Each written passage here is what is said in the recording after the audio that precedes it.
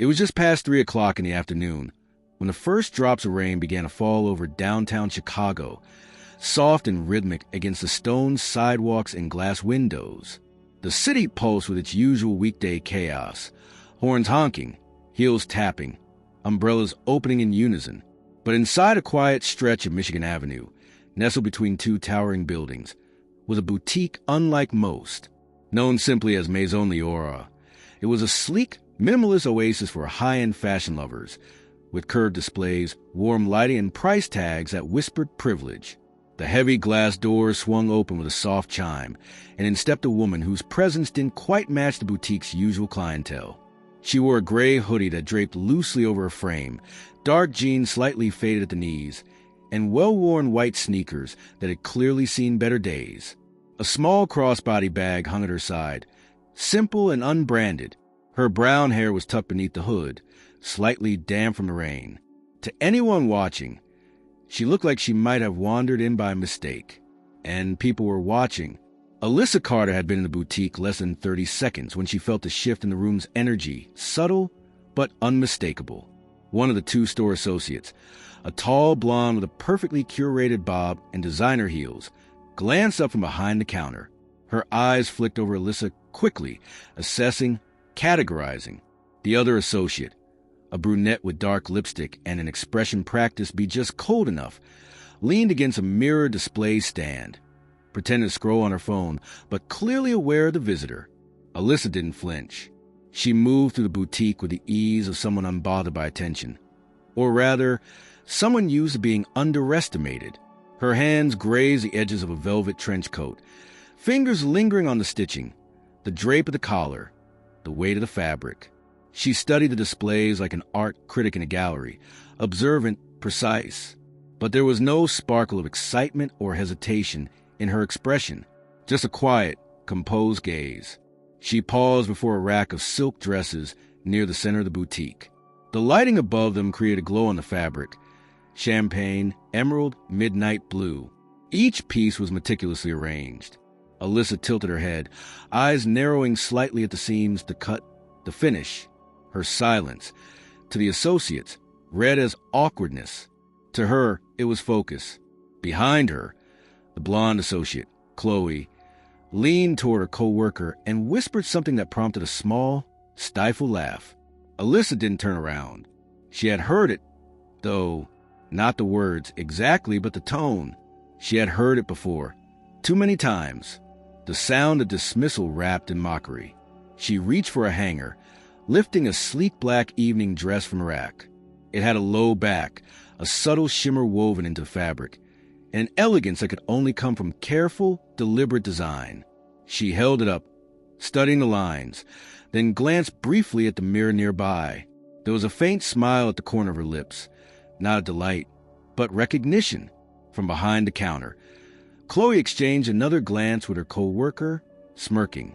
The brunette shrugged, mouthing something that made both women bite back laughter. Alyssa noticed. She always noticed, but she didn't let it show.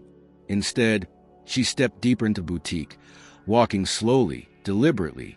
Her eyes scanned not just the clothes, but the displays, the lighting, the arrangement of accessories. Her fingertips skimmed a leather handbag that bore a small, embossed logo she knew better than anyone. She paused again by a shoe display, 4-inch heels in a dozen shades. She didn't touch them, only looked. There was something deliberate in her stillness, as if she were letting the room speak before deciding how to answer it. The boutique was quiet, save for the distant sound of rain against the windows and the occasional hum of soft classical music playing overhead. There were no other customers at that moment, just Alyssa and the two associates who clearly wished she would leave, or, better yet, never have entered at all. She moved toward the far wall, where a minimalist white shelf showcased clutches, belts, and scarves folded into perfect symmetry. A few feet away, Chloe adjusted her stance, finally breaking the silence with a rehearsed, sugar-sweet voice. "Can I help you find something?" she asked, a question laced with condescension. "Or are you just browsing?" Alyssa turned, meeting her gaze. Her face was calm, unreadable.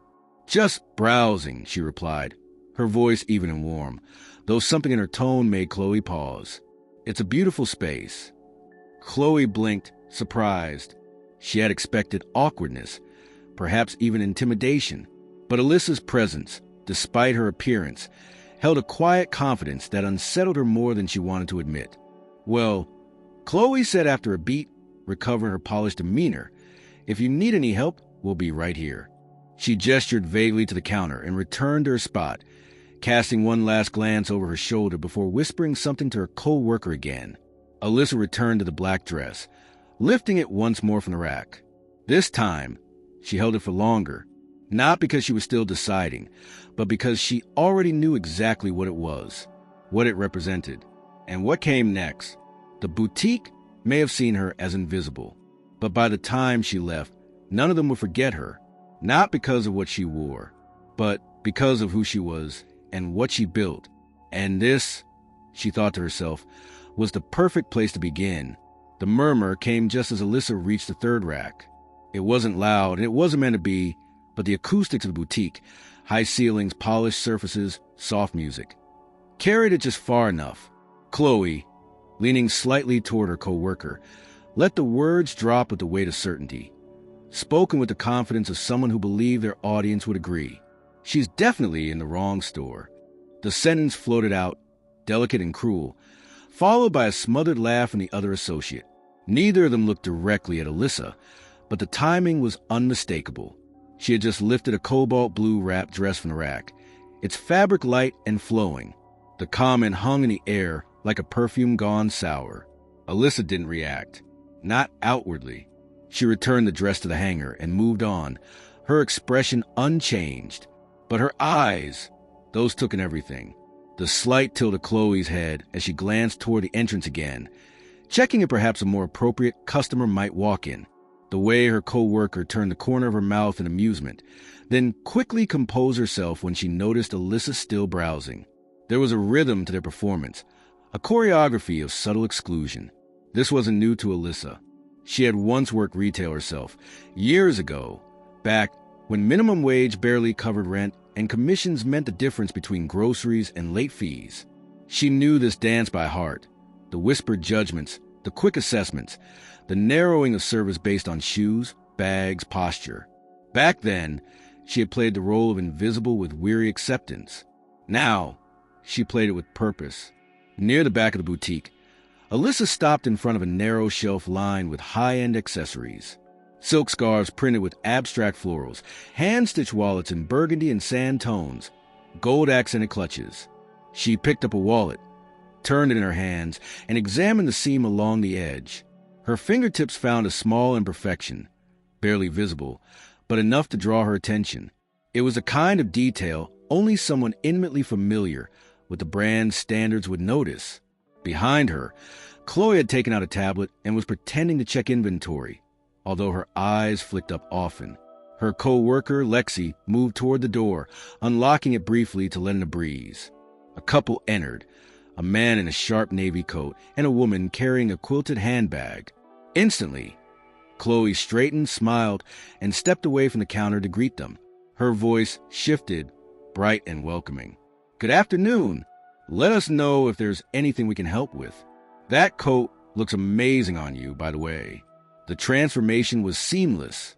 Alyssa, now ignored entirely, returned the wallet to its place and walked toward the dresses near the back wall. As she did, her eyes scanned not just the clothes, but the layout, the lighting, the way the store presented its brand. Everything was curated, intentional, and yet the people tasked with representing it failed to see what truly mattered. A voice cut through the low hum again, this time from Lexi. "She's still here," she said under her breath, half laughing as she adjusted a display of shoes. Alyssa heard it, even though Lexi had tried to keep it low. The way she said still revealed more than she likely intended. It wasn't just judgment, it was impatience. Alyssa took a step back from the dresses and turned, facing the room for the first time in full view. No more browsing, no more drifting. She stood with quiet authority, eyes scanning the room until they landed, momentarily, on Chloe, who caught the look and quickly busied herself with the tablet again. Just then, another associate emerged from the back room, a younger woman with wide eyes and a hesitant gait. She wore the same uniform as the others, but with less certainty, her name tag slightly crooked. She looked at Alyssa, paused, then approached with genuine curiosity. "Hi," she said softly, not quite whispering but gentle in tone. "Is there anything I can help you find?" Alyssa looked at her, taking in the sincerity in her expression. There was no mockery, no performance, just someone doing her job with a hint of nervousness. "I'm just looking for something timeless," Alyssa said, echoing her earlier words but with more intention this time. The associate nodded. "Well, we got a few pieces that really hold up season after season. There's a black midi dress that's part of our limited run. It's not on the main floor yet. I could print out for you." "That would be lovely," Alyssa replied, her voice calm. The associate disappeared into the back room. Chloe, now focused on the new customers, barely noticed. Lexi was rearranging handbags, avoiding Alyssa's gaze entirely. Alyssa moved to a mirror at the center of the store. She adjusted her hood, smoothing her damp hair underneath. She stood straight, watching herself not as the woman they dismissed, but as the woman she knew she was. There was power in being underestimated, especially when you could afford to wait for the reveal. The young associate returned with a black garment bag, unzipping it carefully to reveal a sleek, structured midi dress with subtle detailing along the sleeves. "This just came in yesterday," she said. "It's part of the Carter by Design line. Most people haven't even seen it yet." Alyssa smiled. "Carter by Design, you said?" "Yes, one of our more exclusive collections. They don't send a lot of pieces to our location, so we try to feature them when we can. Would you like to try it on?" Alyssa nodded. "I would, thank you." The associate led her to the fitting rooms, past Chloe, who glanced up briefly, then returned her attention to the man now asking about cufflinks. Lexi muttered something inaudible as Alyssa passed, but Alyssa didn't look back. Inside the fitting room, she hung the dress carefully and unzipped her hoodie. The room was softly lit, with a large mirror, a small bench, and a vase of faux orchids in the corner. She removed the hoodie and folded it, revealing a simple black camisole. Her jeans followed, replaced by the elegant structure of the dress. As she stepped into it, there was a strange sense of homecoming, as if the fabric itself recognized her. She adjusted the hem, checked the neckline, and turned slowly. The mirror reflected not just the fit, but the presence. This wasn't just a dress. It was a statement. A piece designed with care, shaped by a story of resilience and refusal. She stepped out of the fitting room. The boutique quieted again. Even Chloe paused mid-sentence. The man who had been asking about cufflinks turned his head. Lexi's eyes widened. The dress hugged Alyssa's frame perfectly. It moved with her as she walked toward the mirrors. The young associate who had helped her beamed. "That looks incredible on you," she said sincerely. Alyssa nodded. "It feels like it was made for me." Chloe approached, smile thin and forced. "That one's actually from a very exclusive line," she said, her tone suddenly different. "It's quite expensive. We only have one of those in stock." Alyssa met her gaze and replied, "Good. I like pieces that don't need to compete for space." There was a moment of stillness. Then she turned toward the fitting room again, already knowing what she had to do next. She wasn't here to be seen. She was here to see. And now she had seen enough. The dress came off slowly, not because Alyssa was unsure about it, but because she wanted to savor the sensation of being inside something she had imagined years ago, sketched on a napkin during a train ride between Chicago and New York, refined in a dim apartment lit only by her ambition and a desk lamp. She placed it back on the hanger with care and stepped into her jeans again. The weight of the fabric lingered on her skin like a memory. As she opened the fitting room door, the young associate who had helped her earlier was waiting nearby with a hopeful expression. "Would you like me to hold it for you at the register?" she asked. Alyssa gave her a small, appreciative nod. "Yes, please." The girl smiled and took the dress gently. Alyssa followed her into the main floor again, feeling the shift in the room. Lexi was now behind the register, pretending to reorganize gift boxes. Chloe was nearby, pretending not to watch. But the tension in her jaw was tighter, her stance more rigid. Alyssa could feel the silent questions they weren't brave enough to voice. As she moved toward the accessories again, just taking her time, Chloe finally approached. There was an edge to her smile now, tighter than before. "Found something you liked, I see," she said, voice dripping with false charm. "I did," Alyssa replied, running her fingers along the edge of a suede clutch. "It surprised me." "Well," Chloe said, taking a step closer, "just so you know, the dress you tried on is part of our couture inventory. We don't typically carry that line. It's a bit," she paused, as if selecting the least offensive word, "premium." Alyssa raised an eyebrow slightly. "Premium?" "Yes," Chloe continued, emboldened by the pause. "Very few clients go for it. Price point's a bit exclusive." The statement hung between them like bait. Alyssa didn't take it. "Is that right?" she asked, still examining the stitching on the clutch. Chloe's confidence surged. "Most of our clients prefer to shop the seasonal pieces. You know, things more accessible." There was again that word, accessible, wrapped in a designer label, but unmistakably pointed. It wasn't about style. It wasn't about fabric. It was a test, a silent dare. Without looking at her, Alyssa responded, "And what would you recommend for someone who values design over trend?" Chloe hesitated. "Well, we do have a clearance section toward the back.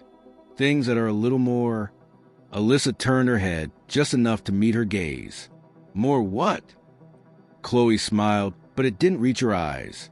"Budget-friendly." Alyssa held her stare for a long moment before glancing past her to the far wall. "I'm not really interested in clearance." Chloe shifted her weight, faltering for a beat. "Of course. I just thought maybe..." "I'm looking for something timeless," Alyssa said again, quietly. Her tone wasn't offensive. It wasn't angry. It was calm, like a decision already made. Something that doesn't need a tag to prove its worth. Chloe opened her mouth, then closed it. Alyssa stepped away. She moved back to the section near the fitting rooms, running her hand along a row of evening gowns in rich jewel tones. Her fingers found the edges of a sapphire dress with a plunging neckline and delicate beadwork along the sleeves. She recognized it. It was part of a limited collection she had signed off on less than 6 months ago. Seeing it here, shoved between louder pieces, felt like watching her own voice get lost in crowd. Lexi approached now, clipboard in hand. "Are you planning to purchase the black dress?" she asked. Her tone was less performative than Chloe's, but still filtered through corporate necessity. "I haven't decided yet," Alyssa answered, now fully examining the sapphire gown. "Do you know who designed this one?" Lexi blinked. I think it's part of the European line." Alyssa smiled faintly. "No, it's not." "Oh," Lexi said quickly. "Sorry. I don't really follow the design notes. I can check the tag for you." "No need," Alyssa said, placing the dress back on the rack. "I already know." Before Lexi could respond, Chloe's voice rang out again from across the room. "If you like, we can pull some options closer to your price range. Some of our clients find the newer collection a bit steep, especially with the recent price increases." Alyssa turned slowly and walked toward the register. She didn't speak until she reached the counter, where the young associate had carefully hung the black dress behind the desk. "I'd like to know the price of this," Alyssa said. The young woman glanced at Chloe, unsure. Chloe stepped in quickly, retrieving the tag as if to confirm her suspicion. "That dress is $1,975, she said, her voice laced with triumph. "It's one of the most expensive pieces we carry." Alyssa took a breath. "Good," she said. "I'll take it." For a second, no one moved. Lexi blinked. The young associate looked genuinely surprised. Chloe, however, recovered quickly. "Of course," she said, feigning warmth.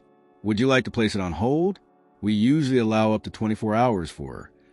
"No," Alyssa said. "I'll pay now." She reached into her bag and pulled out a sleek wallet, not designer labeled, not flashy, but the card she slid across the counter gleamed with the unmistakable sheen of a corporate platinum tier, custom engraved, high limit, and private. The young associate processed the sale, slightly nervous now. Chloe stood behind her, lips tight, eyes narrowed. Alyssa watched the receipt print, folding her arms casually. Once the transaction was complete, she took the bag gently, thanked the young associate with genuine kindness, and turned to leave. But then she paused. Facing Chloe again, she said, "Do you ever wonder who decides what something is worth?" Chloe, caught off guard, didn't respond. Alyssa continued, "It's not the price tag. It's not the fabric. It's not even the store." She looked around slowly. It's the story behind it. Then she walked out into the gray afternoon, the rain now softer than before. The door closed behind her with a gentle chime. And for the first time since she'd arrived, the boutique was utterly silent. The rain had stopped by the time Alyssa exited the boutique. The air still carried the scent of wet pavement and city grit, but the sky above had begun to clear in uneven patches, allowing streaks of pale sunlight to break through. She walked without urgency, the branded garment bag in her hand swinging lightly against her side. Her face remained unreadable, but the firmness in her step betrayed a mind already working, filing away everything that had just happened. She didn't head back to her hotel. Not yet. Instead, she turned down a quiet side street, one lined with galleries, specialty bookstores, and small cafes with handwritten menus taped to their windows. She entered one of them, a narrow espresso bar with warm brick walls and a chalkboard menu. The barista greeted her with a nod as she approached the counter. "Just a cappuccino, please," she said. She paid in cash and took a seat near the back, setting the bag gently on the chair beside her. It sat there, silent but heavy, not with fabric or cost, but with contradiction. The dress had fit perfectly. It was elegant, understated, exactly the kind of piece her brand was known for. And yet, there was no satisfaction in owning it, not like there should have been. The act of purchasing something she had personally helped bring into existence should have felt triumphant, but instead it felt transactional, diminished. Her phone buzzed on the table. A message from Maria, her executive assistant. Just a reminder. Travis from Maison Leora requested a follow-up on regional performance. Still no response to your licensing feedback. Alyssa stared at the screen for a long moment before locking it without replying. She sipped her cappuccino slowly, eyes fixed on the foam spiraling at the surface. What lingered wasn't a price tag insult, or even the whispered ridicule. Those were old wounds, too familiar to sting. What lingered was a realization that the brand, her brand, had reached a place where it could be worn by strangers and sold by staff who had no idea who she was. Somewhere along the climb, Carter by Design had become a symbol of status instead of intention, and it was being wielded in ways she never intended. Back at the boutique, Chloe paced behind the counter. The sale had gone through without issue, but her confidence was visibly shaken. Lexi stood beside her, arms crossed, eyes flitting toward the fitting room every few seconds as if Alyssa might reappear through some hidden corridor. "Did you see that card?" Chloe muttered under her breath. It wasn't even a regular corporate. That was founder level. "I've only seen one other like it, and it belonged to a regional VP." Lexi didn't respond. Her mind was replaying the interaction over and over, trying to find the moment when the script had shifted, when the customer they dismissed had turned the room upside down with a single sentence. But it wasn't just about money. It was the authority she carried, the certainty with which she'd moved. "You think she was someone important?" Chloe asked, trying to sound indifferent. Lexi shrugged, but her eyes said more than her silence. The unease between them grew thicker. By the time Alyssa returned to her hotel suite, evening light stretched long in gold to the tall windows. She placed the bag on the bed and stared at it again. For a moment, she considered leaving it untouched, but curiosity, or maybe something deeper, pushed her to unzip it. She removed the dress, shook it gently to release its folds, and hung it on the closet door, under the sweet, soft lighting. It looked even more striking than it had in the boutique. The texture caught the light. The silhouette held its form, and yet something in it felt hollow now.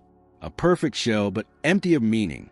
She turned around to check the label, already knowing what she would find. Carter by Design, signature line. Her name in silver thread, stitched beneath the neckline.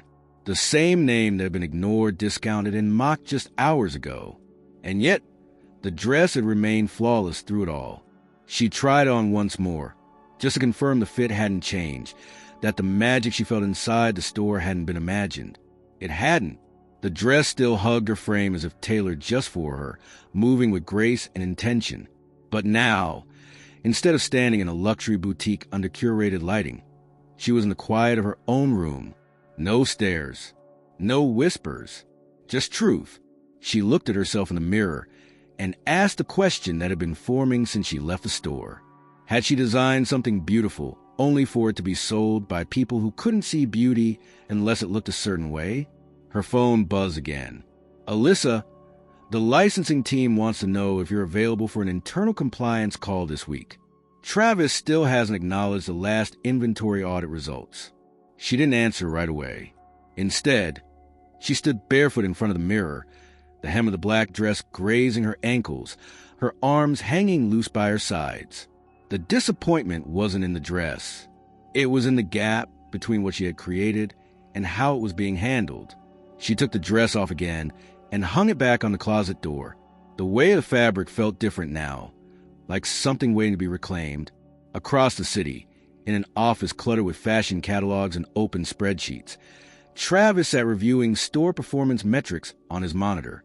Maison Leora was one of the top-grossing boutiques in the district, but there had been recurring notes in internal reports, minor customer service complaints, inconsistencies in staff protocol adherence, vague mentions of atmosphere issues. Nothing dramatic, but Alyssa had flagged him twice in the past 3 months. He hadn't responded, partially out of oversight, partially out of arrogance. Alyssa's name on those memos didn't carry the same urgency anymore, he thought. She had stepped back from day-to-day operations. She let regional heads manage the boutiques. Surely, she wouldn't concern herself with one store on one afternoon. That assumption was about to be dismantled. The next morning, Alyssa stood in front of the hotel's floor-length mirror again, this time dressed not in a hoodie, but in dark trousers and a deep green blouse. No brand markings.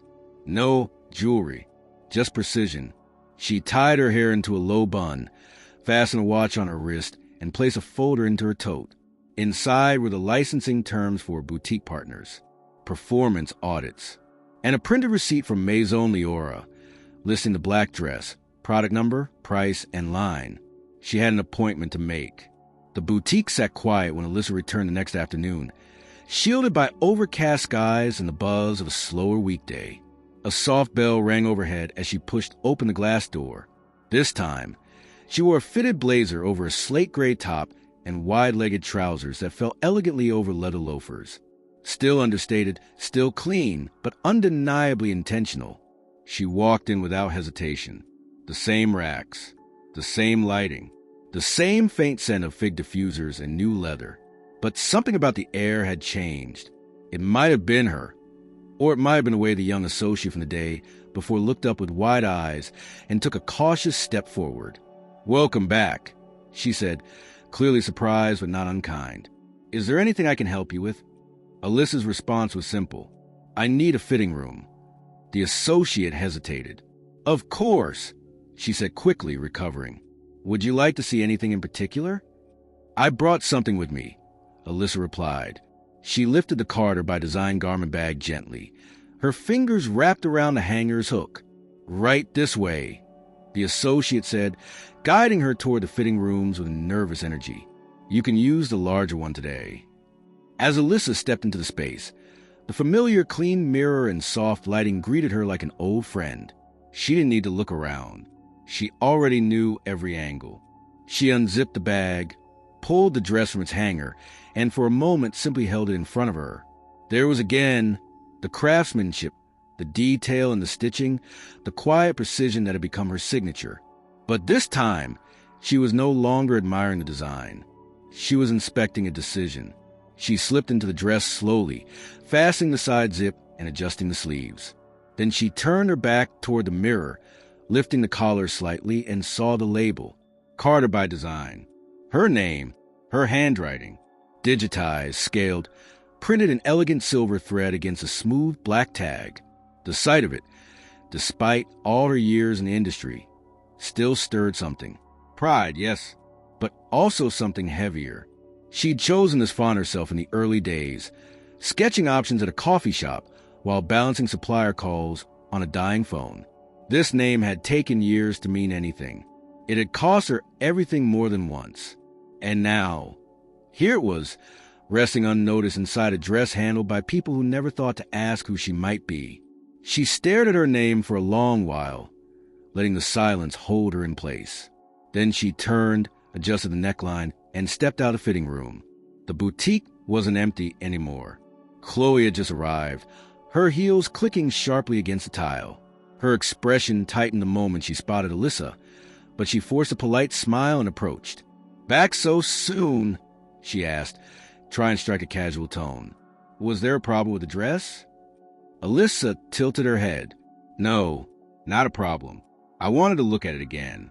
Try it on in better light." Chloe's smile held. "Well, it does look very nice on you. That's a piece from one of our top designers. Very selective inventory." "I know," Alyssa said softly. "Carter by Design." Chloe nodded quickly. "Exactly. We only get a few of those each season. They're usually reserved for clients who," she caught herself, "who appreciate that level of quality." Alyssa took a step closer. "Have you ever met her?" Chloe blinked. "Met who?" "The designer." Chloe gave a nervous chuckle. "No, of course not. She's probably in Paris or Milan or something, right?" Alyssa raised her eyebrows. "Or something," she echoed. Then she turned back toward the mirror, giving herself one last look. The dress looked exactly as it had before, flawless. But what she was about to do next had little to do with the fabric. She stepped out of the dress with care, folded it back into the garment bag, and changed into her original outfit. When she emerged from the fitting room a few minutes later, Chloe was at the counter, her posture straight, her hands on the glass. "I'll go ahead and process a return then," she asked, clearly trying to reassert control. Alyssa approached slowly and placed the bag on the counter. "I'm not here for return." Chloe frowned. "Oh." Alyssa reached into her tote and pulled out a slim folder. With a single, deliberate motion, she slid it across the counter. Chloe hesitated, then opened it. Her eyes moved slowly, trying to make sense of the text, the headers, the watermark. Then she saw it. Alyssa Carter, founder and CEO, Carter by Design. She froze. "You're..." Her voice cracked slightly. Alyssa didn't answer. She didn't need to. I didn't know," Chloe stammered. "I had no idea." Alyssa's gaze didn't soften. Not out of cruelty, but clarity. "I believe you." Chloe swallowed hard. "I'm so sorry if I came off as..." "You came off exactly as you meant to," Alyssa interrupted gently. "But this isn't about me." "Not really." Chloe looked down at the folder again, the words no longer abstract. They were personal now, real. Behind her, the young associate hovered quietly, trying not to intrude but clearly listening. "I created this brand for people who feel unseen," Alyssa said calmly. "People who want to feel elegance without proving they deserve it." Chloe looked up, her face pale. "I didn't know who you were." "But you knew what you were doing," Alyssa said. "And you've probably done it before. You will again, unless someone stops you." The boutique felt colder now. Not hostile, just unmasked. Alyssa picked up the folder again and slid it back into her tote. "I'll be scheduling a formal review of all boutiques carrying my line," she said. "Expect to hear from my team." Then she turned to the young associate. "What's your name?" The girl startled. "Me? Tessa." Alyssa gave a small nod. "Thank you, Tessa," she said, her tone shifting. "You did your job well yesterday." Tessa looked stunned, but smiled. Alyssa turned and walked toward the door. She didn't look back. Chloe stood behind the counter, rooted to the floor, the weight of the folder's brief appearance still pressing into her lungs.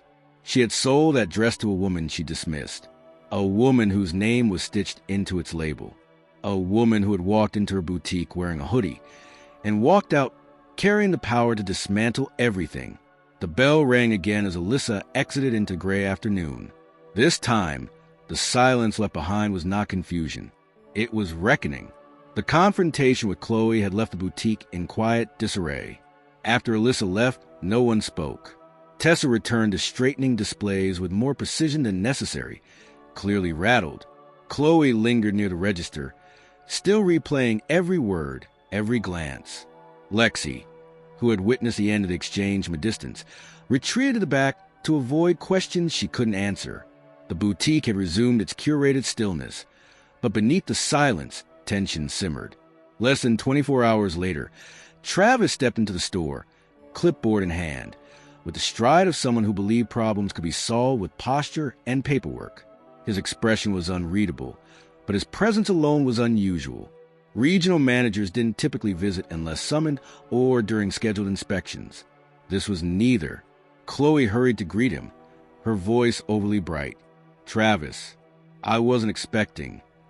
"I know," he said flatly, glancing around. "That's the point." His eyes swept across the boutique, pausing briefly at the Carter by Design section. He said nothing, but Chloe noticed the way his gaze lingered. It made her nervous. "Everything all right?" she asked, lowering her voice. He didn't answer her question. Instead, he asked one of his own, "Where's the dress?" Chloe blinked. "The black one? It was purchased yesterday by..." Chloe hesitated. "A customer. I didn't catch her last name." "You didn't ask?" She didn't exactly present herself like someone we'd need to follow up with. He looked at her then, his expression sharp. "But you followed up anyway, didn't you?" Chloe swallowed. "She came back, tried it on again. We spoke. She revealed who she was. And I apologized," Chloe said quickly. "I didn't recognize her. I never would have spoken to her that way if I had known." "But you did speak to her that way," he said. "Before you knew." Chloe went quiet. Travis looked around again, this time slower, more thoughtful. He walked past the racks, pausing at the fitting room hallway, then circled back toward the register. Tessa stood behind the counter now, trying not to draw attention to herself. He turned to her. "You helped a client?" Tessa nodded. "She asked for a fitting room. I brought out a dress from the back." She didn't say who she was. She was polite. "Did you recognize her?" Tessa shook her head. "Not at first. But you treated her with respect." "Yes." Travis glanced at Chloe, who now stood behind the counter as well, her arms folded tightly. The air between them was thick with unsaid things. He tapped the edge of the counter with his clipboard. "She's already contacted corporate," he said. "We've been notified of a full audit of all boutique partners carrying her label." Chloe's face paled. "She filed a complaint?" "No. Worse. She didn't file anything. She doesn't have to." Tessa furrowed her brow, confused. Travis continued. "Alyssa Carter doesn't need to escalate to HR. She goes straight to licensing. Her signature is on the contracts that let us carry Carter by Design at all." Lexi had come out from the back room by now and stood near the entrance, listening. Her eyes met Chloe's, but neither spoke. Travis set the clipboard on the counter and opened a page. "This location is already under review for inconsistent brand alignment," he said. "Now we have a direct incident involving the founder. Unacknowledged, disrespected, observed, documented." Chloe's voice dropped. "I didn't know it was her." "You're not supposed to need to know," Travis said. "That's the entire point of customer first service." He turned the page. "She's requested a meeting, not with corporate, with me." Chloe tried to keep her voice even. "When?" "Today." That word settled into the room with a weight none of them expected. "She's coming here?" Lexi asked from across the room. "No," Travis replied. "I'm meeting her at her office. Downtown." The silence stretched longer this time. Tessa looked between them, unsure what to say. Chloe rubbed her temples.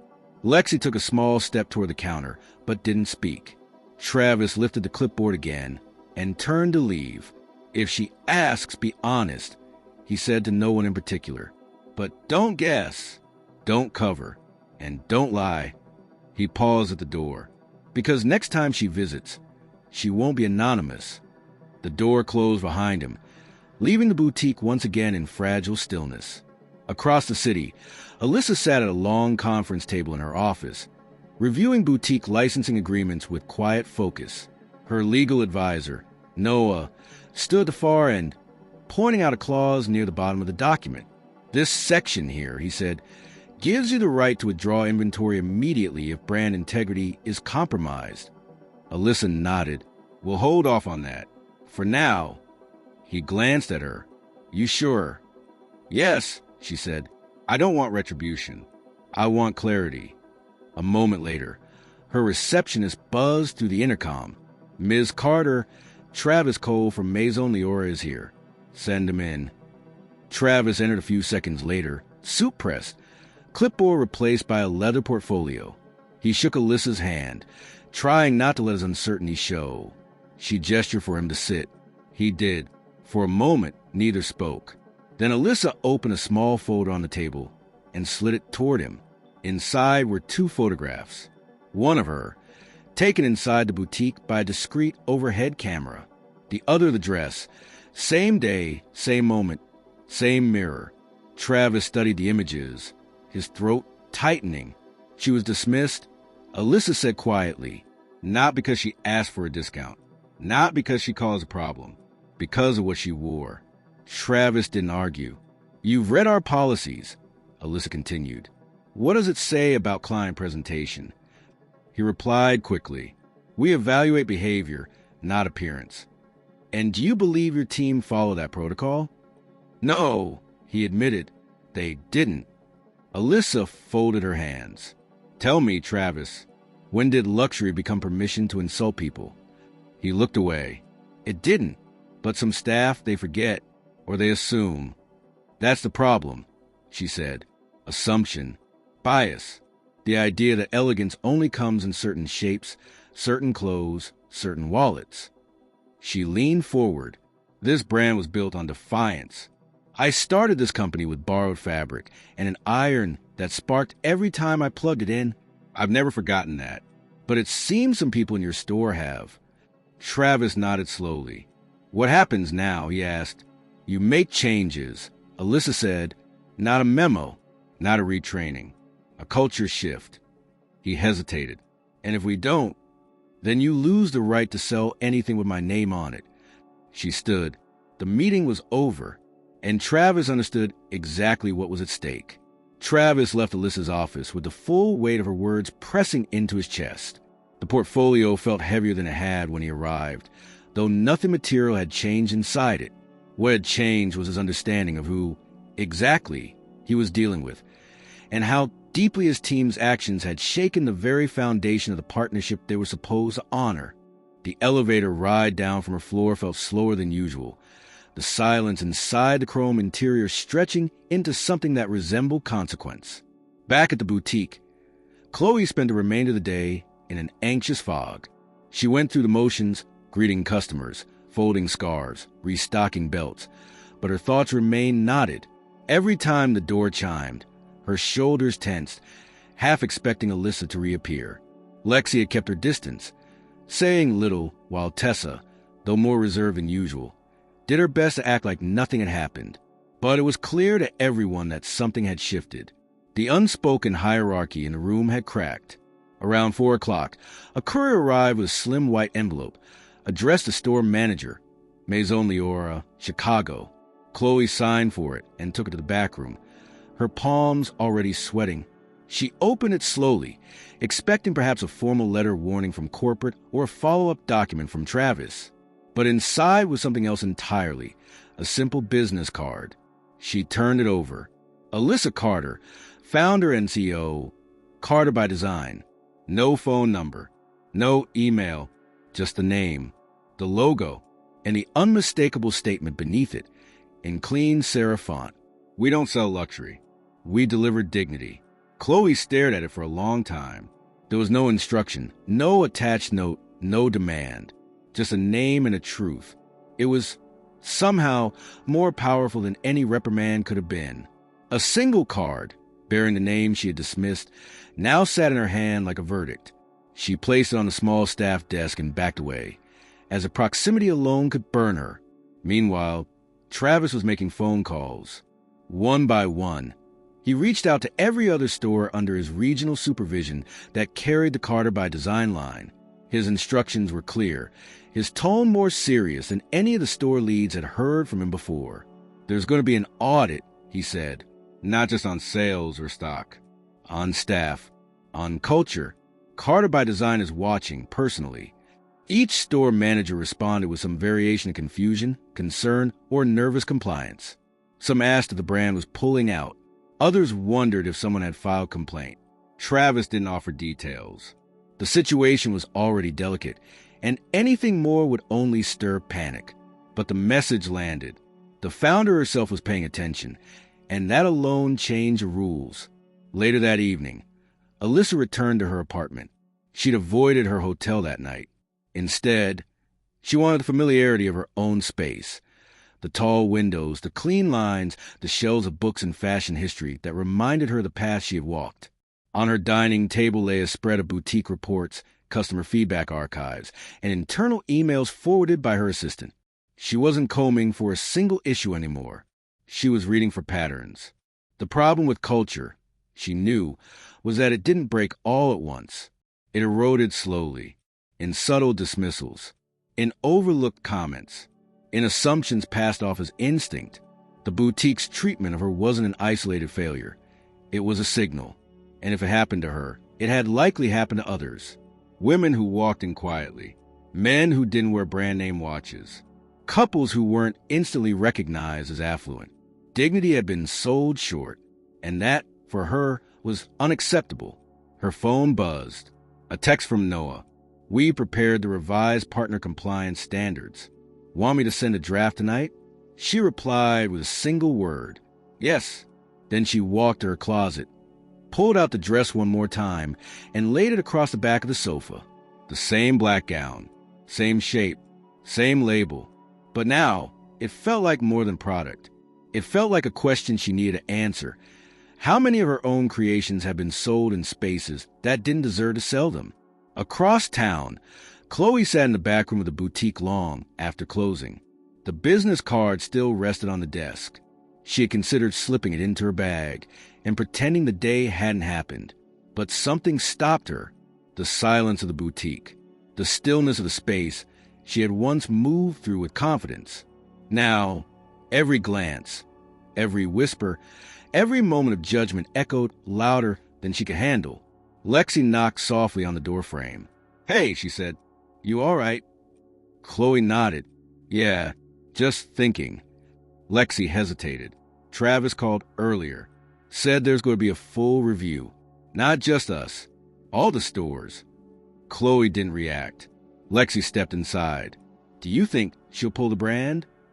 Chloe looked down at the card again. "I don't know." Lexi waited, then asked quietly, "Why did you treat her that way?" It wasn't a question of accusation. It was genuine, honest. Chloe's voice was small when she answered. "I thought she didn't belong here." Lexi nodded slowly. "And now, I'm starting to think maybe I'm the one who didn't." She stood, picked up the card, and placed it gently in the boutique suggestion box. A silent gesture, not for management, but for herself. Back in her apartment, Alyssa closed the final file, took a breath, and looked out at the city below. Lights blinked on in high rises. Cars moved like threads weaving through steel. Somewhere out, there were hundreds of women wearing her designs. Some had been celebrated, others dismissed. Her story was now one of many, but hers would be the one to change how the rest were told. And this card, she thought, wouldn't be the last reminder they received. The conference room inside the Carter by Design headquarters was sleek, quiet, and surrounded by glass walls that allowed muted views of the city skyline. On most days, it served as a space for strategic planning, quarterly reviews, or creative pitches. Today, it held a different energy. Still professional, still calm, but sharpened with something unspoken, something corrective. Travis sat across from Alyssa at the long matte black table, a digital tablet open in front of him, though he barely looked at it. He had arrived 10 minutes early. Alyssa had arrived precisely on time. Noah, her legal advisor, sat silently at the far end of the table, flipping through a thick printed packet. He would not be leading the meeting, only observing. The weight of the moment rested squarely between Alyssa and the man whose oversight had allowed her brand's values to drift in plain sight. Alyssa, dressed in a dark blazer over a bone-white blouse, tapped the end of a silver pen against the edge of her notebook once, then set it down. "Let's begin," she said. Her tone wasn't cold. It was exact. Travis nodded, straightening. "Thank you for the opportunity, Ms. Carter. I want to begin by apologizing, not just for what happened, but for the broader failures that allowed it to happen." Alyssa didn't nod. She waited. "I've already initiated an internal review of all boutique partners under my region," Travis continued. "Staffing, protocol, compliance with your brand standards. I've contacted the training department. I've spoken to all store managers. We're aligning." Alyssa let the silence settle before responding. "This isn't about alignment, Travis. It's about culture." He hesitated. "I understand." "No," she said, still calm. "You don't, because if you did, you would have seen it before I had to walk through that door." He opened his mouth, then closed it again. She continued. "The boutique's issue wasn't a lack of polish. It wasn't numbers. It wasn't a missed sales goal. It was the erosion of awareness. A culture where judgment replaces service, where assumptions outweigh experience, where the value of a person is measured by their shoes, their jacket, or whether they're carrying a luxury handbag." Travis lowered his gaze, then looked at her with sincerity. "I take full responsibility. I'm not here for apologies," she said. "I'm here for correction." She opened a notebook in front of her, revealing a checklist written in clean black ink. No numbers, no dates, just bullet points. She read aloud. "First, I want a full staff review of every boutique carrying our label, not just your region. Nationwide, every store must submit documentation of staff conduct policies, training logs, and any past complaints related to customer experience within 7 business days." Travis nodded. "Understood." "Second, every store must designate a brand liaison, a single point of contact who will be held accountable for Carter by Design's values inside their walls. Someone who understands not just how to sell a product, but what the product means." He made a note. "Third, your staff will undergo new training, but not from your department, from ours. My team will develop a brand immersion program. It will include empathy-based service, the origin of our collections, and direct storytelling from customers who felt excluded. If our partners are going to represent Carter by Design, they're going to understand what it stands for."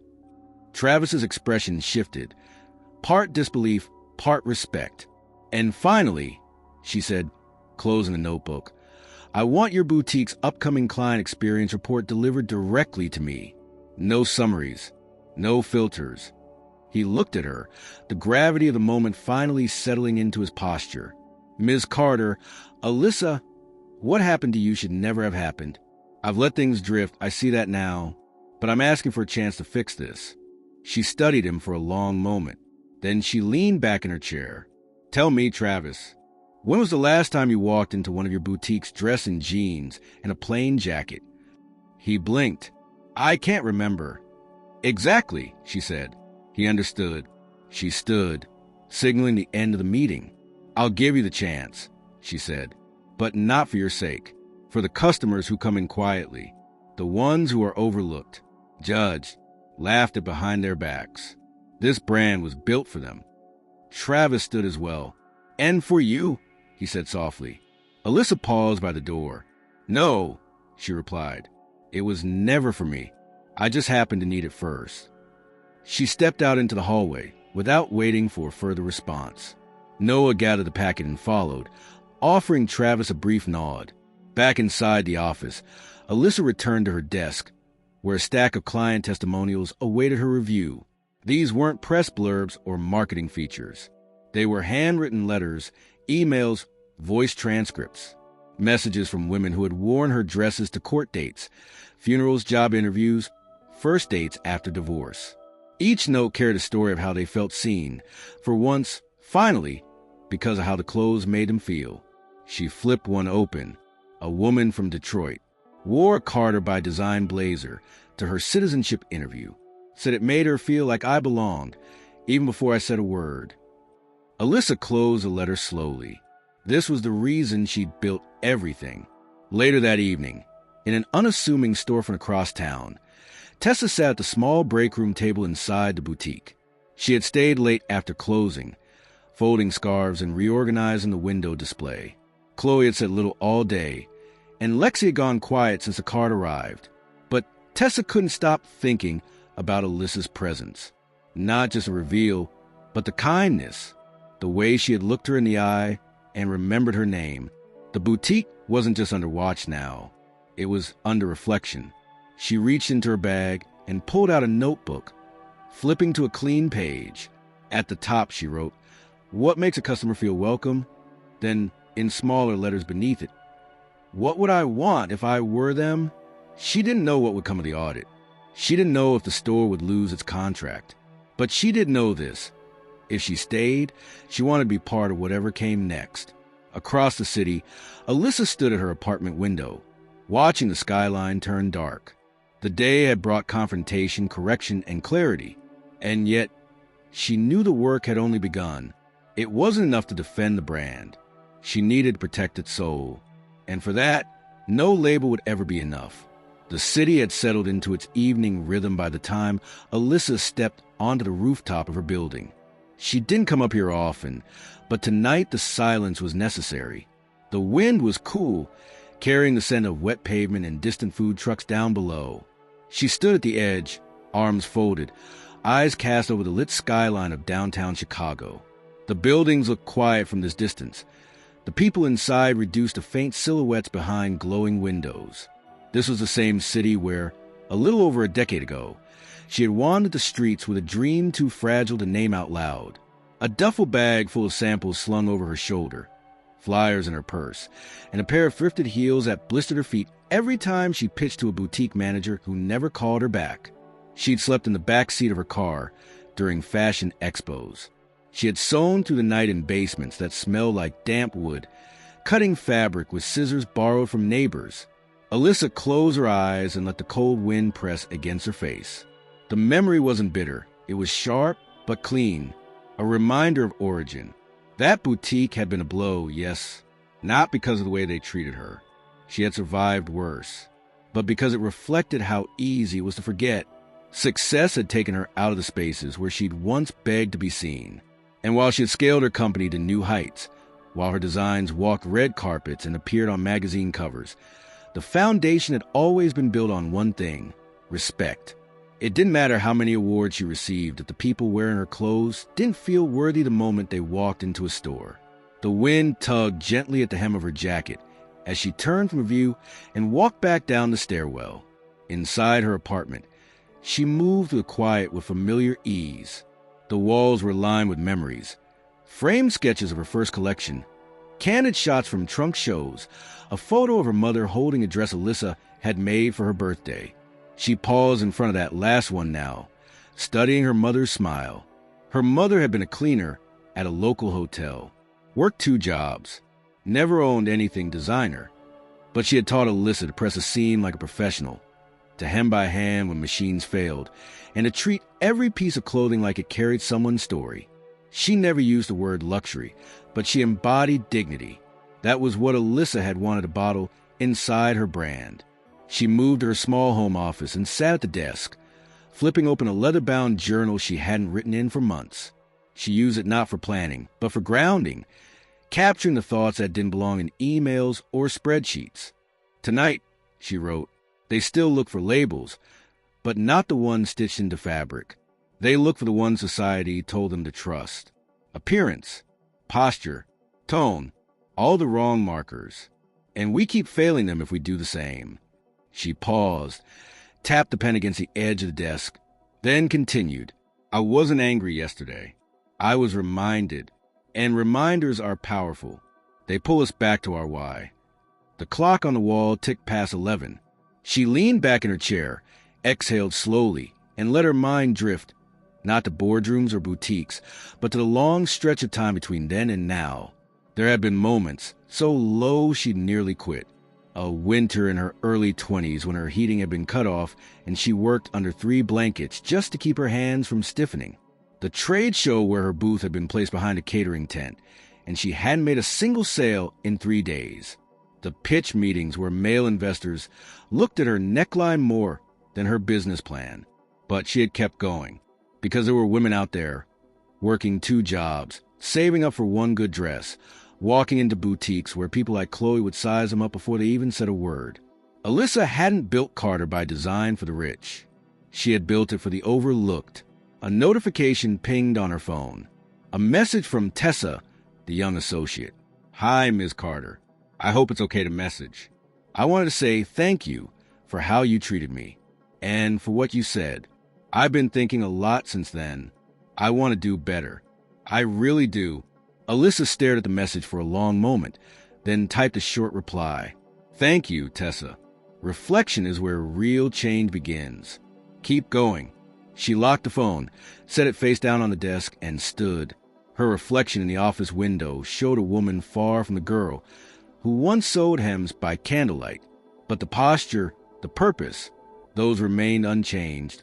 The next morning, Alyssa entered the design studio where her creative team had already begun reviewing samples for the upcoming fall collection. The space buzzed with quiet energy, fabric swatches pinned to boards, models being measured, assistants darting between sewing machines and design tables. But as she walked in, conversation slowed. Her presence still carried weight, not out of fear, but because she only appeared when it mattered. She greeted them with a nod and walked directly to her head designer, Lena, who stood beside a mannequin dressed in a deep burgundy sheath dress. "Morning." Alyssa said, "That's new. Sketch just approved yesterday," Lena replied. "It's part of the Strength and Silence series, inspired by the idea of resilience without noise." Alyssa touched the fabric, examining the pleats. "Good," she said. "I want that idea everywhere this season." Lena nodded, understood. "And let's add something else," Alyssa said, looking around at the team now gathered. "Every tag in this new collection, it needs a message." They looked at her, curious. "Something personal," she continued. "Something quiet but clear. A reminder that our pieces aren't about being noticed. They're about feeling seen." There were nods of agreement. Questions would follow later. But for now, the direction was clear. Outside, the sky had turned bright. The city was awake. And somewhere out there, more customers were stepping into boutiques, unsure of how they'd be received, unsure they belonged. Alyssa couldn't control every store, but she could control her response. And she could begin again from the root. This was not just a return to form. It was a return to purpose. The following Monday morning arrived with a different energy inside the Carter by Design headquarters. The staff had returned from the weekend expecting a standard executive meeting. Routine operational updates, sales projections, production targets. But Alyssa's name appeared at the top of the calendar invite. That alone changed the tone.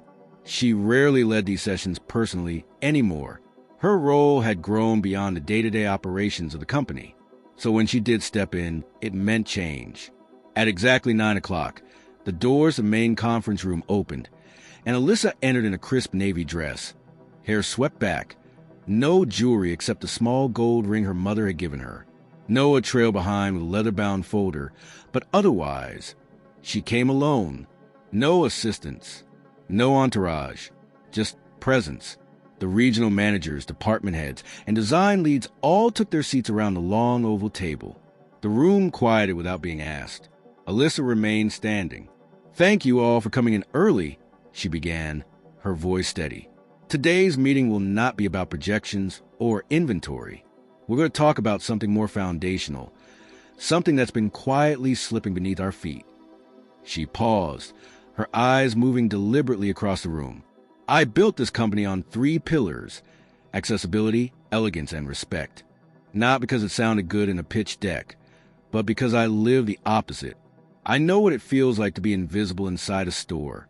I know what it's like to have people assume you don't belong before you say a word." Some shifted uncomfortably in their seats. "Last week, I walked into one of our licensed boutiques unannounced. I was mocked, judged, dismissed, not because I did anything wrong, but because I didn't wear a label that screamed money. They didn't recognize me. And that's fine. What's not fine is how they treated someone they thought had no power. No one spoke. Even the air conditioner's hum seemed to still. This wasn't an isolated experience," she continued. "I've read enough customer emails. I've seen enough subtle red flags in service reports. It's been building. We've drifted. She walked to the front of the room and placed her hands on the table. Starting today, we are initiating a full audit of every boutique license to carry our line, not just the ones with complaints. All of them. Every partner will be required to re-qualify for licensing based on new standards. These standards will no longer be centered on revenue alone. A few glances were exchanged across the table. Our new criteria will measure atmosphere, inclusion, empathy, and alignment with our brand values.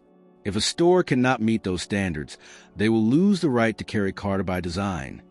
A woman in charge of West Coast operations raised her hand slightly. Even high-performing locations? Especially them, Alyssa answered. We don't protect volume at the cost of dignity. Another executive asked, will there be a grace period? Some stores may need time to adjust.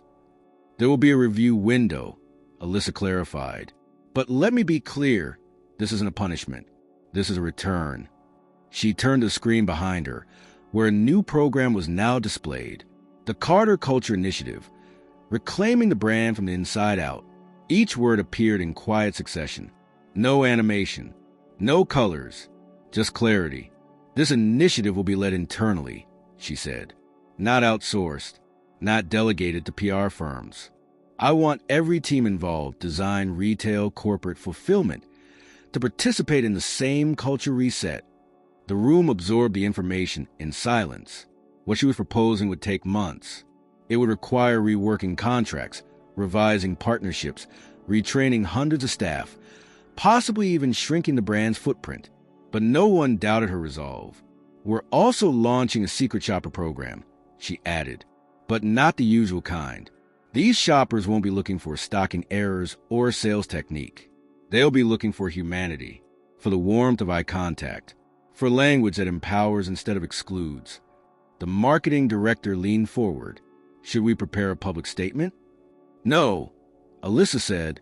Not yet. This isn't for optics. This is for us. She closed her folder and looked at each person in the room again. This brand does not exist to create intimidation. It exists to create identity. And if our partners can't see the difference, they don't get to wear our name on their door. She gave a final nod and took her seat. No applause followed. No need. The message was received, and it rang louder than any campaign they had ever launched. After the meeting, as teams dispersed into their departments with the weight of the announcement still settling in their minds, Alyssa remained seated alone in the conference room. Noah approached and set a small stack of papers beside her. These are the first draft amendments to the licensing agreements. Language around culture and conduct is more defined now.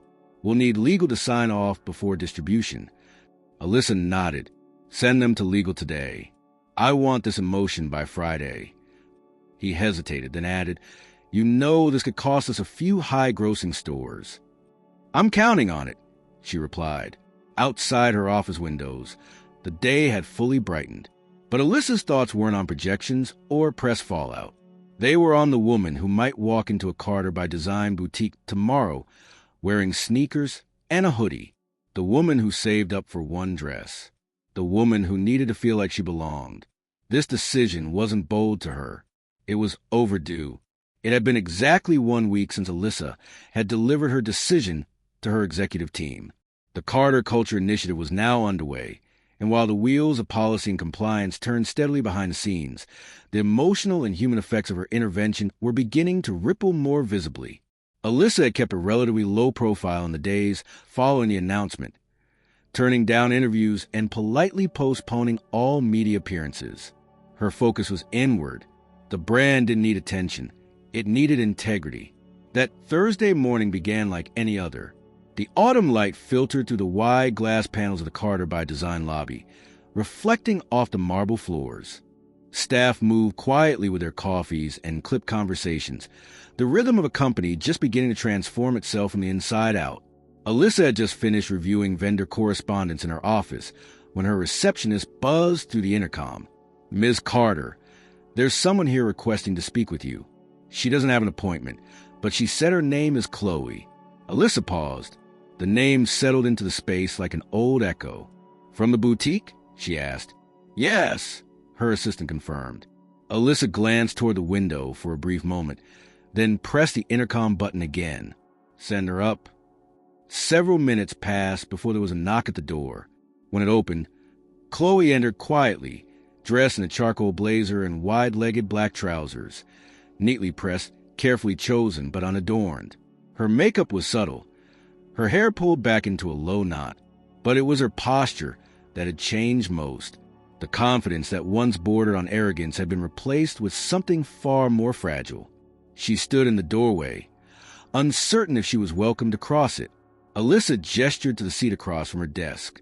You can sit. Chloe did, carefully, her hands folded in her lap. There was silence at first, not uncomfortable, but dense, thick with what didn't need to be said. I wasn't sure you'd even allow me up here, Chloe said finally. I was curious why you came, Alyssa replied. Chloe hesitated. I wanted to speak with you in person. No emails. No excuses. Alyssa waited, offering no help. She wasn't here to guide Chloe through this. She was here to listen.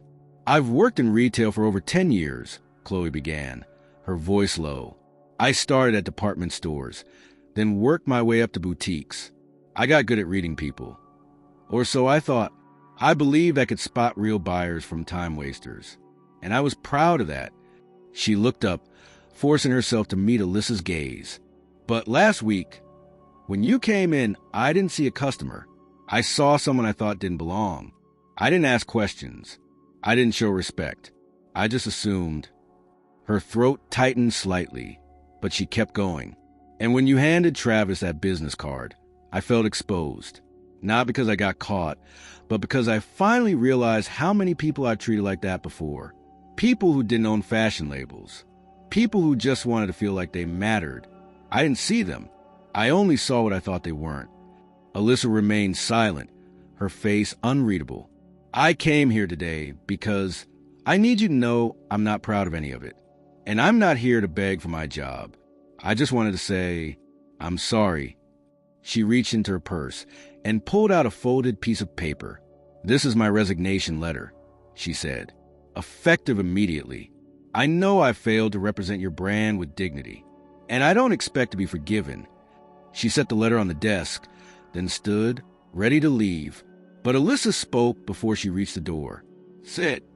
Chloe turned slowly, surprised. Alyssa gestured again, and Chloe obeyed. For the first time, Alyssa's tone softened.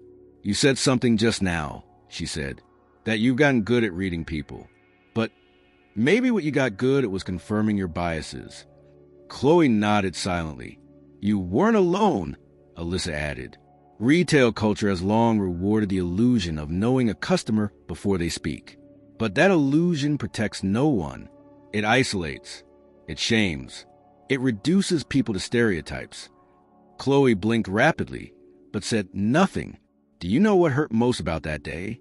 Alyssa asked. It wasn't that you didn't recognize me. It was that you didn't even consider that I might have worth. Chloe nodded, the words hitting where they needed to. But, Alyssa continued, you showed up here. No one forced you. That counts for something. Chloe inhaled shakily. I've been thinking a lot about the kind of person I want to be, about how many people I turn away without knowing who they were.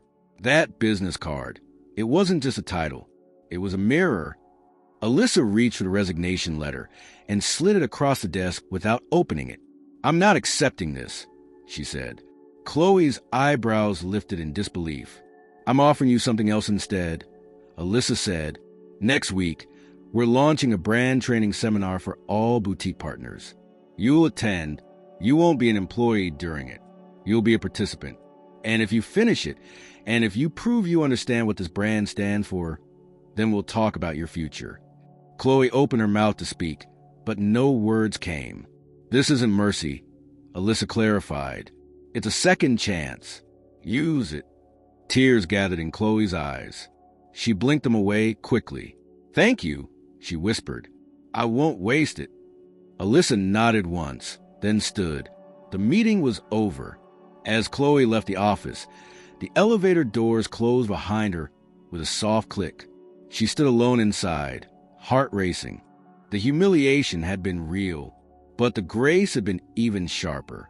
She hadn't earned it, but that made her more determined to rise to it. Back in her office, Alyssa returned to her desk and picked up her pen, scribbling a single line in her journal before setting it down. Sometimes correction opens a door to transformation. And somewhere in a dozen boutiques across the country, associates were being handed updated training manuals, not because of a scandal, but because of a standard. The training room was nothing like the boutique. Gone were the sleek shelves, the curated lighting, the soft soundtrack of sophistication. Here, the walls were plain, the chairs practical, and the air thick with anticipation. Chloe sat near the back, notebook open, pen in hand, trying not to overthink the eyes around her. There were about 30 participants, store managers, floor leads, a few regional directors, all brought in from various boutiques licensed to carry Carter by Design. At the front of the room stood a woman named Patrice, head of retail ethics and experience, a recent hire handpicked by Alyssa herself. She wore no designer tags, no brand identifiers, just a fitted navy dress, simple heels, and an energy that silenced the room before she even spoke. "Let's start with why you're here," she said. "This is not compliance training. This is culture work. This isn't about protecting the brand's image. This is about understanding what that image was built for." A large screen lit up behind her, displaying a single phrase in white over black. "Elegance begins with empathy." Patrice walked slowly across the front of the room. "Each of you represents Carter by Design. You're not just selling fabric. You're shaping how people feel in our spaces, how they carry themselves after they leave, how they remember being seen or ignored." She clicked to the next slide. A video began to play.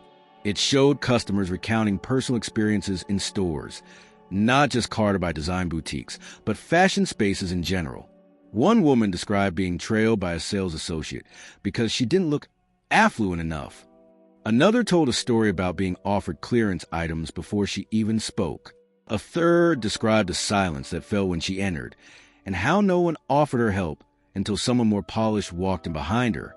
Chloe watched with growing discomfort. The stories felt too familiar.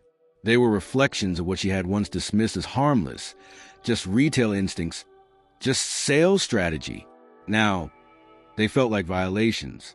The video ended, and Patrice turned back to the group. "What you saw is not rare.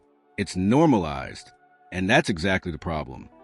The remainder of the morning was spent in exercises, scenario breakdowns, empathy mapping, role-playing without scripts. At one point, each participant was asked to write a memory of a time they had felt unseen or dismissed. The room was silent for nearly 10 minutes as pens moved and eyes dropped. When Chloe read her own words back to herself, she was surprised to feel the sting behind her eyes. Lunch was quiet. Conversations were tentative, some reflective, others still defensive. But as the afternoon began, Patrice introduced something unexpected. "We have a guest today," she said, who agreed to share her experience. Not because she wanted to be the face of a scandal, but because she believes this brand can lead differently. The door opened and Alyssa entered. There was a ripple of reaction. Straightened backs, sudden silence, eyes wide with recognition. Chloe felt her breath catch, though she had suspected something like this might happen. Alyssa didn't stand at the front. She didn't take the stage. She sat on a stool beside the screen, legs crossed, posture relaxed, eyes sweeping the room. "I'm not here to lecture," she said. "You've already heard the facts. You've done the exercises. I'm here to tell you what it felt like." She recounted the boutique visit plainly. No drama, no bitterness, just detail. The way the associates looked at her, the smirks, the whisper, the deflection toward the clearance section. She described how it felt to see her own name on a label inside a space that treated her like a mistake. And then she paused. "But what struck me most wasn't how they treated me," she said. "It was how certain they were that they were right." She let the sentence sit before continuing. "This brand didn't start in a showroom.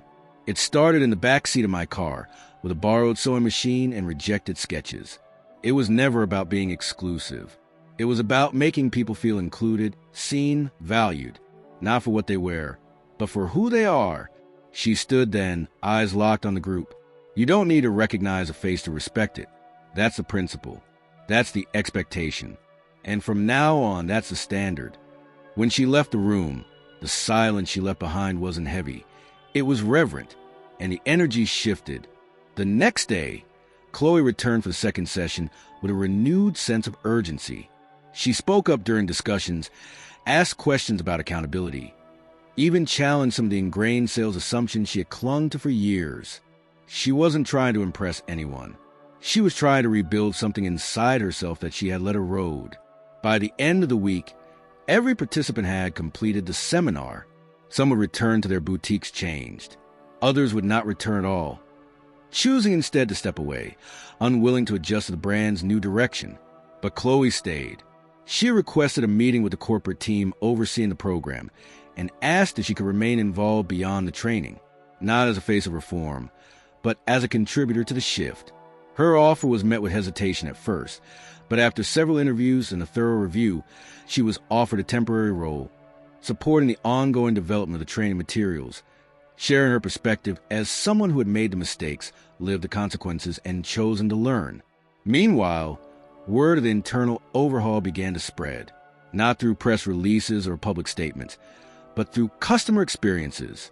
Shoppers began noticing subtle changes in the boutiques, staff more attentive, less performative, associates taking time, asking questions with genuine curiosity, offering service that felt personal rather than prescriptive. And somewhere online, a post quietly went viral. It told the story of a woman who walked into a boutique and was judged before she spoke, until she revealed she was a founder. The post didn't name the store. It didn't shame individuals. It simply recounted the moment her card was handed over and how the room fell silent. The story resonated, not because it was dramatic, but because it was real. And beneath the post, in hundreds of comments, people shared their own experiences. I've been that woman. I was once turned away too.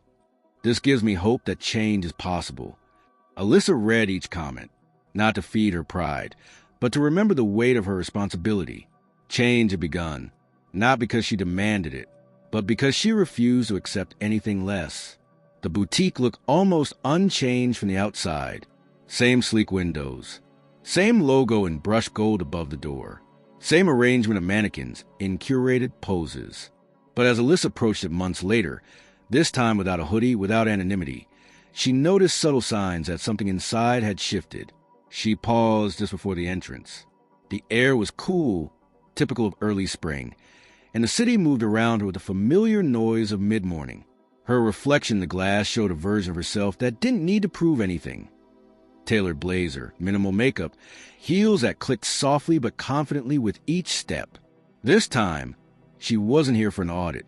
She wasn't here to test anyone. She was here to observe something else entirely. The door opened with a familiar chime, and Alyssa stepped inside. Immediately, she noticed a difference, not in the decor, but in the posture of the people within it. The associate behind the counter looked up from her task and smiled warmly. She wasn't rehearsed, wasn't performing.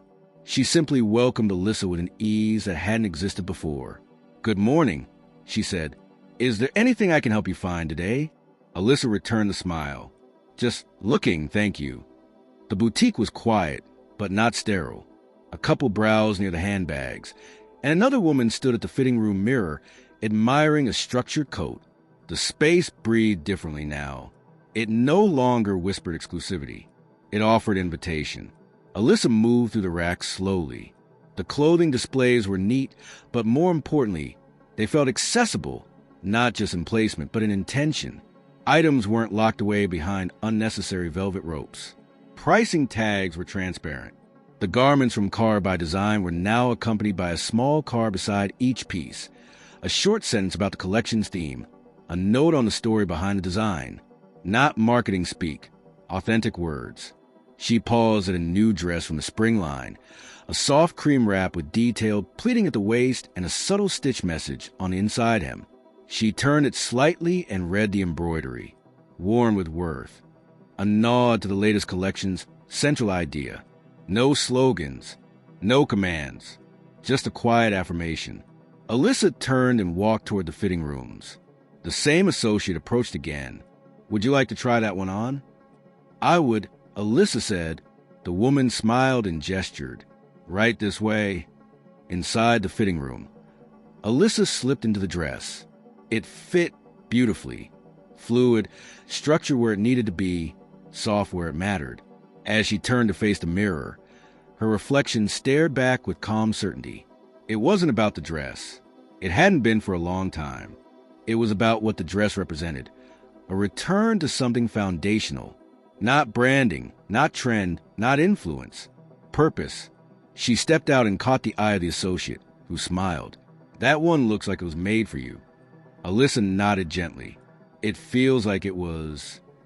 She changed back, returned the dress to its hanger, and walked toward the register. The associate met her there, ringing up the item with the same warmth she had shown from the start. This one's been popular already, she said. Not because of the cut, I think, but because of the message inside. Alyssa glanced at her. Do you know who designed it? The woman paused. Carter by Design. That's our main label here. But I don't know which designer exactly. Alyssa didn't offer the answer. She simply smiled. It's a good piece. After the transaction was complete, the associate handed her the garment bag with care. Thank you for coming in, she said. I hope we'll see you again. You might, Alyssa replied. She stepped outside, the city air greeting her once more. This time, there was no weight in her hand, just a reminder. She walked a few blocks without urgency, passing other boutiques, coffee shops, and pedestrians in conversation. Her phone buzzed in her bag, but she didn't reach for it. The messages could wait. For the first time in months, she allowed herself a kind of quiet that didn't need to be filled. Later that afternoon, Alyssa returned to her office. Tessa was there, reviewing onboarding materials for new boutique partners. She had joined the internal team as part of a pilot program, offering insights from the floor level to corporate policy. Her contributions were no longer just valuable. They were guiding real change. How was the visit? Tessa asked without looking up. Exactly what it needed to be, Alyssa said, placing the bag gently on her desk. Tessa smiled. Do they know? No, Alyssa said, and they don't need to. She walked to the window, hands in her pockets, looking out at the same city where it had all started. Somewhere out there, another woman would walk into a boutique this week, unsure she belonged. And somewhere, because of the shift that had begun, someone would greet her with the kind of respect that asked nothing in return. That was the goal. Not visibility, not applause, just dignity. Always dignity. The Carter Culture Initiative continued to roll out over the coming weeks. Stores that failed to meet the new standards were removed from the licensing program. Others flourished. For the first time, customer reviews reflected not just product satisfaction, but emotional resonance. Customers described feeling welcomed, seen, and respected. Sales held steady, but more importantly, so did trust. Alyssa never returned to that boutique again. She didn't need to, because the story was no longer about her. It was about what came after. It was about what stayed. And that was the real luxury. As the final bell over the boutique door echoed into memory, the story returned to where it had begun. Not with a label, but with a lesson.